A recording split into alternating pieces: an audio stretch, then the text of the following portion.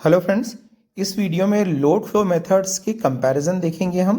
Means load flow equations को जो solve करने में जो मेथड्स यूज़ होती हैं, इटरेटिव मेथड्स, इटरेटिव टेक्निक्स, उनके बीच में कंपैरिजन देखेंगे। तो यहाँ तीन मेथड्स हैं, Gauss Seidel, Newton Raphson and fast decoupled load flow. तीनों के लिए मैंने कॉलम बना लिए हैं। तो क्राइटेरिया वाइज देखेंगे। पहला क्राइटेरिया है number of iterations.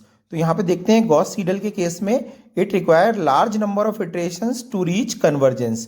Means final value पर पहुंचने के लिए या कन्वर्जेंस के लिए यहाँ पर ज़्यादा नंबर ऑफ इटरेशंस यूज होंगी गॉस सीडल के केस में। न्यूटन रैप्सन के केस में चलते हैं, require less number of iterations to reach convergence. यहाँ पे जो इटरेशन के नंबर्स होंगे वो कम रिक्वायर्ड होंगे to reach the final solution. और एफडीएलएफ के केस में देखते हैं require more number of iterations than NR method. Means Newton Raphson method से ज़्यादा नंबर ऑफ इटरेशंस यहाँ पर यूज होगी एफडीएलएफ के केस में। नेक्स्ट क्राइटेरिया पे चलते हैं जो कि है कंप्यूटेशनल टाइम। तो गॉस सीडल के केस में देखते हैं कंप्यूटेशनल टाइम पर इटरेशन इज लेस, यानी किसी एक इटरेशन को लगने वाला टाइम को सॉल्व करने में लगने वाला टाइम कंप्यूटेशनल टाइम कहलाता है। तो चाहे मैनुअली करें चाहे कंप्यूटर से करें, गॉस सीडल के केस में ये कम लगेगा। न्यूटन रैप्सन के केस में देखते हैं कंप्यूटेशनल टाइम पर इटरेशन इज मोर, यानी यहाँ पे कंप्यूटेशनल टाइम ज़्यादा होगा। और एफडीएलएफ के केस में देखते हैं कंप्यूटेशनल टाइम पर इटरेशन इज लेस।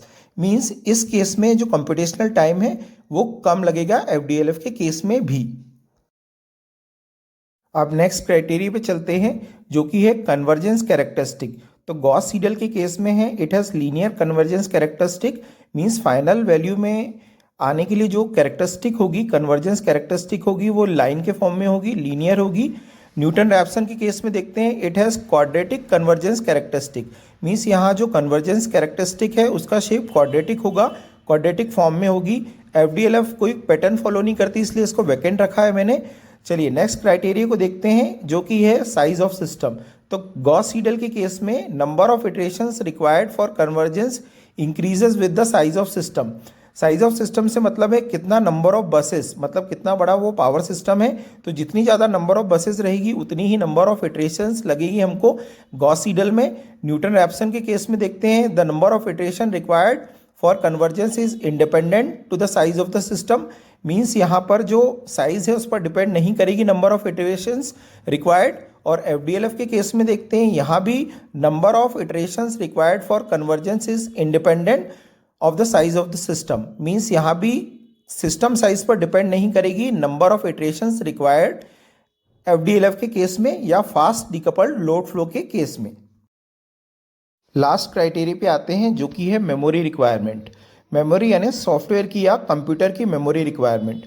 तो गॉस सीडल के केस में less memory required, less memory is required, less memory requirement, यानी कि ये मेमोरी कम रिक्वायर्ड होगी इसके केस में किसी भी एक पर्टिकुलर सॉल्यूशन के लिए। न्यूटन रैप्सन केस में मोर memory requirement. Means same case में अगर मेमोरी रिक्वायरमेंट की बात करें तो न्यूटन रैप्सन में ज़्यादा लगेगी। और एफडीएलएफ के केस में देखते हैं less memory required than NR method.